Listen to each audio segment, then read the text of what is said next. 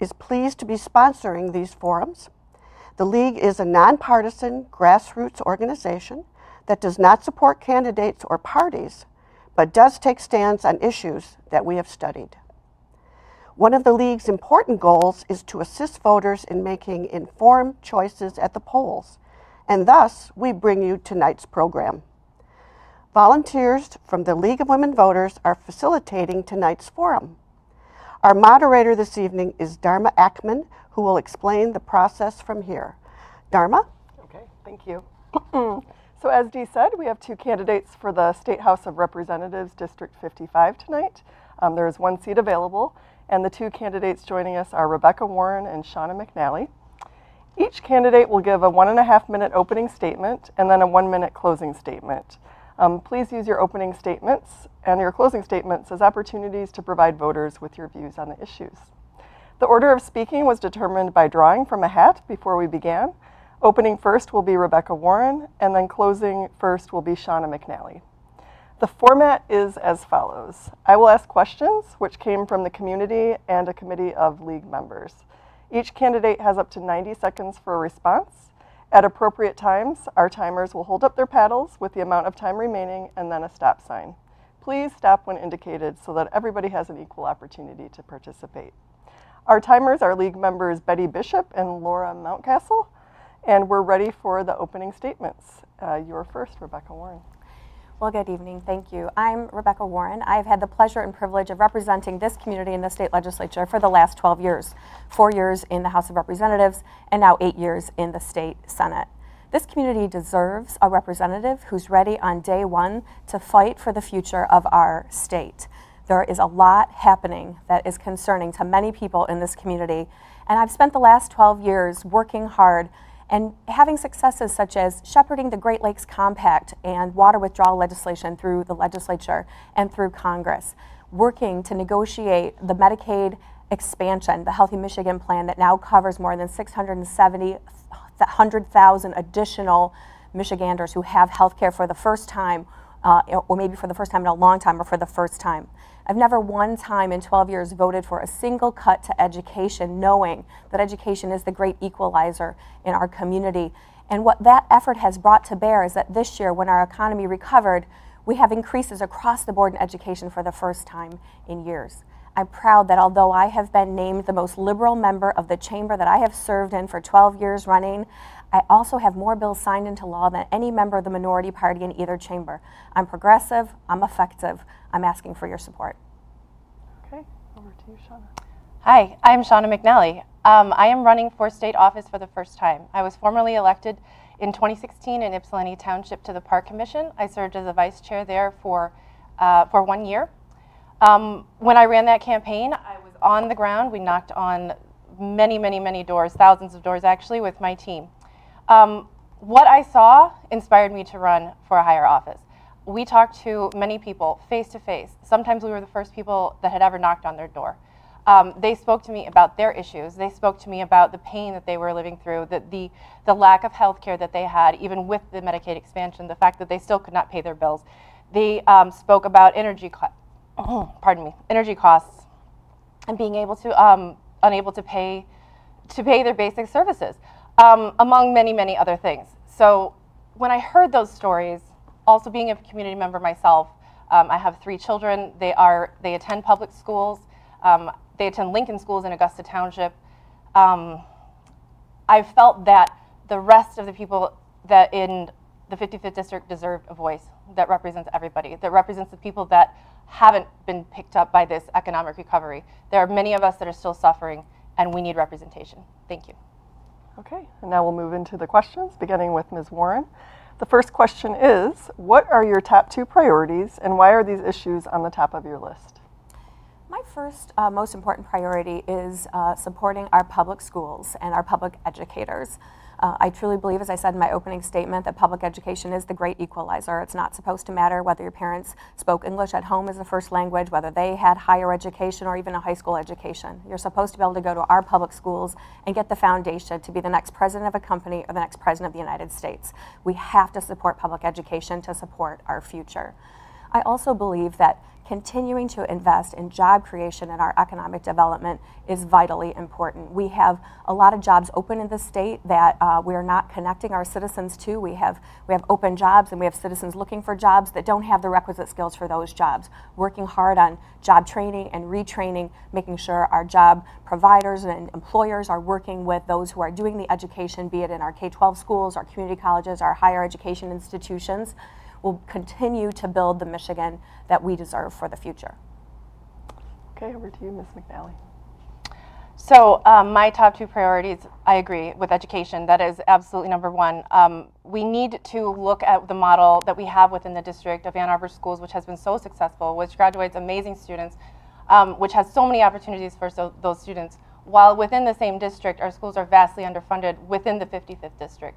The divide down 23 is real. Ypsilanti and Lincoln and even Milan are suffering, and we have to find creative ways to equalize educational funding and also to expand our technology education to get our high schoolers into a job and into those middle class jobs that were so devastated. My second top priority is the move towards single payer healthcare. So I am a doctor, and I believe passionately that healthcare is a human right. I have the experience, I have the inside knowledge to understand what is wrong with our healthcare system. We have to move towards a system that will not have deductibles, that will not have copays, that will not have people going bankrupt, that will let them have access to all of the care that they need, and I'm the person that can make that happen. Thank you. Okay, moving on to the next question. Ms. McNally, you'll answer this first. The public infrastructure in Michigan has been underfunded for decades. The state needs to come up with at least $4 billion more each year for decades for upkeep of roads, bridges, water systems, and communications infrastructure. How do you plan to address this issue? So my first thought on that is we have a bill coming to vote in November for the legalization of marijuana. It will be taxed, and it will be a very large tax revenue, as we have seen in the other states that have passed that. I will be fighting 100% to make sure that bill passes, and when we have that extra revenue, we can put it directly towards our infrastructure issues. We can fix our roads, we can fix our bridges. We also have been looking at how do we build a green infrastructure in Michigan. So we not only need to fix our roads, we need to fix our entire system. Right now we are ripping up ground to put in pipelines, to put in fossil fuel lines that are still polluting our earth, that are going underneath the Great Lakes that can cause spills. So we focus very hard on how do we transition Michigan away from those fossil fuels and bring Michiganders into those jobs to build our wind farms, to build our solar farms, to lower those energy costs. Okay, same question to you. We have been looking at this issue in the legislature for a really long time, and it took us 10 years to get to the place where we could put together the votes to pass some kind of investment in our roads, bridges, and critical infrastructure. And that's the infrastructure you can see. People drive on the roads, they can feel the potholes, they can see concrete falling from bridges, as many of us saw before we started to reinvest in that. Now, the decision that we've made was a start, but it's not enough. We have to continue to invest, and as you pointed out in the question, it's not just the infrastructure you can see, it's our underground infrastructure that you can't see. It's water lines, it's our combined sewer systems, and there's a lot of work to do. One of the things that I think is critically important as we look to that kind of investment is first to look at the priorities in our state checkbook. Just like at home, if you look where you spend your money, it tells you what your values are, what your priorities are. Our Michigan budget this year that was just recently passed and signed into law is $57 billion with a B. It is incredibly big business. First, we have to realign our priorities to find the funding that already exists and target it to this, which should be one of our top priorities for the next few years. The second thing is that we have to make sure whatever we do is sustainable for all of our people. We have to look at a tax structure that is more graduated so that those of us who have less ability to pay aren't balancing the burden of these kinds of investments on their backs. So more fair tax structure would be important to me. Okay, and the next question goes to you first, Ms. Warren. Environmental issues, especially the dioxin plume in the local aquifer and the statewide concern over line 5 are important to many Ann Arbor residents. Do you plan to introduce or support legislation that would strengthen environmental protections? And what do you see as the best role for the Michigan Department of Environmental Quality to play in our environmental concerns? Well, this is really the hallmark of my work in Lansing. I started in the State House being given the gavel, one of only 2 first-term women ever to be given a gavel at that time to chair a committee, and I chaired the Great Lakes and Environment Committee. That water withdrawal legislation and Great Lakes Compact has been called the most important environmental piece of legislation in 40 years, and I was the one who was able to shepherd that through the legislature and through Congress. So environmental issues are a top priority for me. I was able to negotiate the adoption of the emergency rule for 1,4-dioxane to make sure that the cleanup standard is held at a lower rate right now so that we can actually make progress on that plume. When I started as a staffer to one of my predecessors nearly 25 years ago, I worked on the Gelman issue, which it was called at the time. It's way past time for us to focus, to clean it up, to preserve the integrity of our water locally. And line 5, I've had the resolution to call for the immediate shutdown of that more than 60-year-old pipeline that runs under the Straits of Mackinac and some of our most precious and critical water. We are collective stewards right here in the state of 90% of this whole nation's fresh surface water, and we have to do everything we can to protect it, not just for ourselves, but for future generations. And the DEQ has a responsibility to follow the law, and that water withdrawal statute says things like the Nestle water bottling plant should have never been approved. We need to hold the DEQ accountable to follow the law and protect the air, land, and water for the citizens of the state of Michigan. Okay, the same question to you, Ms. McNally. Would you like me to repeat?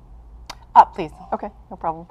Environmental issues, especially the dioxin plume in the local aquifer and the statewide concern over line 5, are important to many Ann Arbor residents. Do you plan to introduce or support legislation that would strengthen environmental protections? And what do you see as the best role for the MDEQ to play in our environmental concerns? So I would absolutely introduce and champion any legislation that would protect our environment. So part of that is what I mentioned before, that we have to be moving away from fossil fuels. We need to ban fracking within the state of Michigan. We need to look at the pipelines that are being excavated. And I want to say that the dioxin plume is affecting Ann Arbor, and the southern portion of the district is being ripped apart by the Nexus pipeline.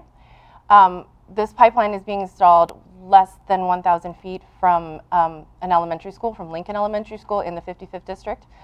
Those children are going to be in the incineration zone if there is an explosion, and quite frankly, it's not if, it is when. This is affecting other communities along the Nexus pipeline. This was approved by MDEQ against massive, massive protest from the citizens. So as a representative, I would push MDEQ, even though I couldn't single-handedly make that stop, to reroute, to not put our citizens, our most vulnerable citizens' lives in danger, our children. As for the shutdown of line 5, I would absolutely support that immediately. Thank you. Okay, the next question starts with you, Ms. McNally. Statutory state revenue sharing, which is a source of revenue for local communities, has declined significantly since 2002. Further, state law limits the kind of revenue-generating tools that municipalities can use, such as a local state tax. What systemic changes would you support to ensure local communities are adequately funded? So the first thing that we have to do is look at the state tax structure, which is currently at a flat tax. There's been a whole lot of discussion about changing that to a graduated tax, so we have to figure out how do we do that. Will it pass through the legislature? I think that we have to see what changes happen in the legislature in 2018. If it won't, we will absolutely be fighting to get it on the ballot so the citizens of Michigan have a chance to say how they want their taxes collected. We don't need the 1% paying the same as people who are working 9-to-5 jobs, barely supporting their families. With that restructuring, we would have a lot more income available, or excuse me, revenue available to implement some of these policies that we're talking about. And ideally, I know that essentially a lot of the districts are very underfunded. I know Augusta Township, for instance, everything is supplied by just those local taxes. They don't have that money. So if we have that increased tax base, we can look at where it's needed and contribute to those underfunded places so they're not having to put such a burden on their own population. Okay, same question to you, Ms. Warren. Would you like me to repeat it?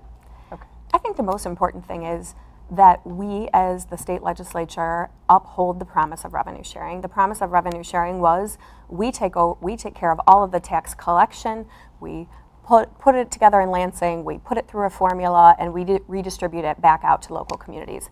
Now, we have continued to underfund that every year since I've been elected, which has been 12 years. So the most important thing that we need to do first is actually do right by our communities. What these dollars mean to our community are the dollars that provide for police and fire and first responders, that really give the character of the community the funding they need to exist and to thrive.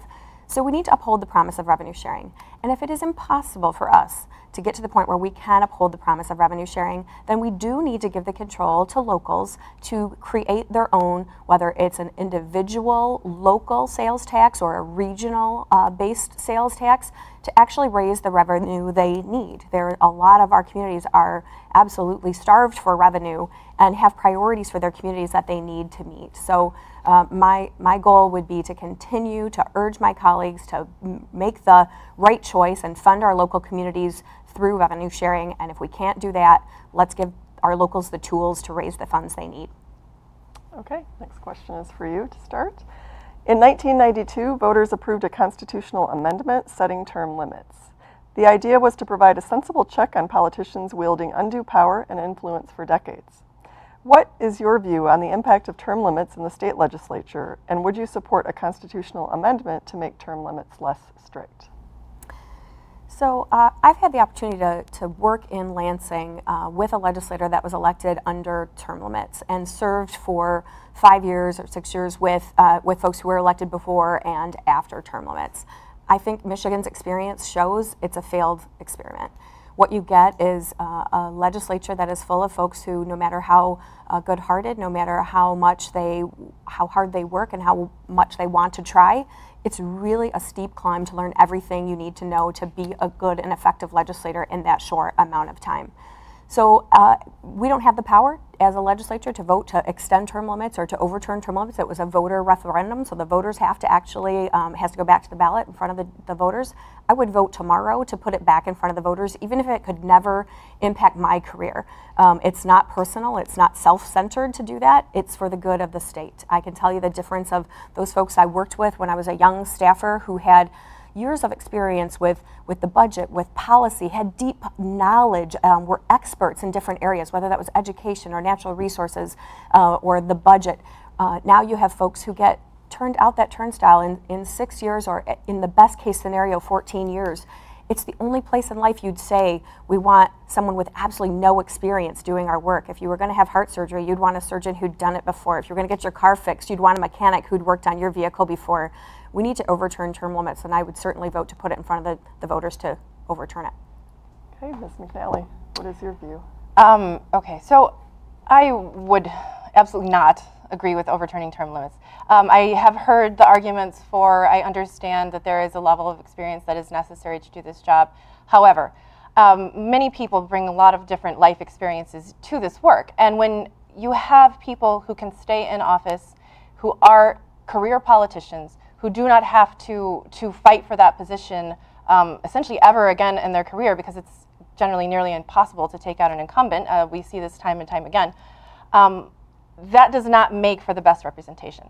Term limits give people such as myself, a community member, somebody who represents the little people, the non-political people, the people without the connections, a chance to actually fight for these seats and actually run and make a difference.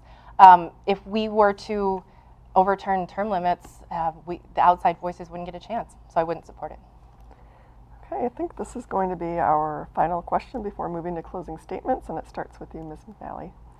Only 29% of our 4th and 8th grade students are at or above reading math proficiency. What are the most significant changes in K-12 education that you believe would help improve the rank of Michigan schools relative to other states? Okay. I come from a family of educators. My mother was a teacher in Lincoln Consolidated Schools for 35 years. I have taught as a substitute teacher on and off for many years. So, and actually this past year I have been teaching as a substitute teacher. I have seen the inside of the classroom. I have seen the differences. I can tell you when you go from one district to another, the differences can be extremely stark. The root of it comes down to money. Teachers are trained professionals. They know how to do their jobs. They don't have the resources right now. So we have to increase the funding. We have to look at exactly what we spoke about before, finding those sources of revenue so that we can increase the funding to the levels that Ann Arbor is at, which is around $12,000.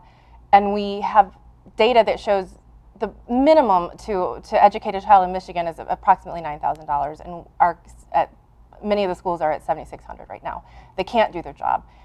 We have to give them those resources, and when they have those resources, when they can reduce class size so they can actually focus on how each child needs to learn and the individual attention that they need, they can bring those kids into the fold and increase their abilities.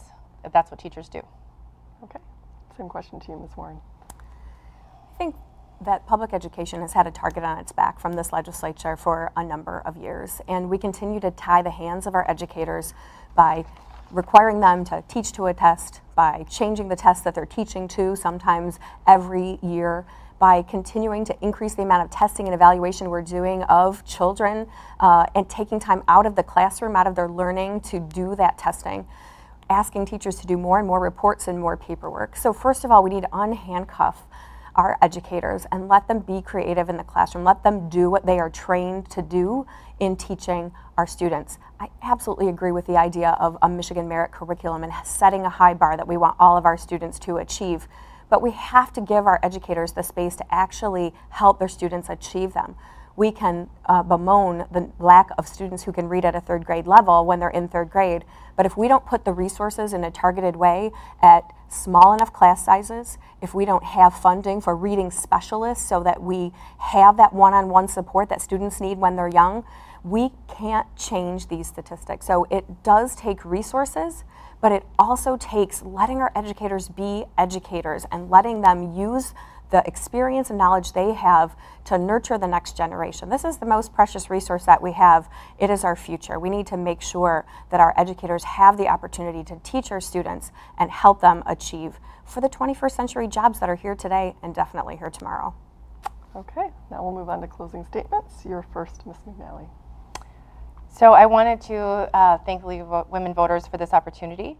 I also wanted to review some of the things that we've talked about and some of the things we didn't talk about. We've talked about our plan for green jobs and building renewable infrastructure in Michigan, talked about single-payer health care, talked about education, making sure that that's a priority. I'm also backing a proposal called Universal Family Care, which would provide universal pre-K services, stipends for caregivers at home if they have someone they're caring for, and also pay for skilled caregivers to come into the home so people can age with dignity. So I really am running a people-powered campaign. This is about the constituents, the people that are part of the 55th district that have gotten left out of a lot of these major political decisions for so long. And we're here to bring that voice to the people from the bottom up and not from the top down. Thank you, Ms. Warren. Thank you. I'd like to add my thanks to the League of Women Voters, the Ann Arbor area, for once again hosting this forum and this opportunity to talk about the campaign for the 55th district. I'm really proud of the record that I have of service to this community. I'm proud that I have maintained my progressive values, the values that this community sent me with time and time again. I'm proud of the votes I've taken and the work that I've done. And since the 2016 presidential election, it feels like there's an increasing amount of chaos in our state and in our nation. And having that tempered, experienced leadership helping in Lansing to protect our human rights, our civil liberties, the things that make Michigan the place that we want to live, work, and play seems more important than ever. I appreciate the work that has gone into putting this forum on, and I thank all of you for being involved in this organization, and to those who are watching, thank you for your support, and I hope to be serving you again in 2019. And thank you so much to both of our candidates for joining us tonight. I'm going to turn it over to Dee for closing league remarks. Thank you to the candidates for participating in tonight's forum, and to CTN for making this program possible. These forums will be rebroadcast on Channel 19 a number of times between now and the election on August 17th. These forums are also available on demand for streaming on your computer or smartphone. Go to our website, lwvannarbor.org, and look for the link to the programs. For additional balanced, nonpartisan information on candidates and ballot issues, go to vote411.org and enter your address. There you'll find information on the candidates and ballot proposals that will appear on your ballot. Be sure to vote on Tuesday, August 7th. Good night.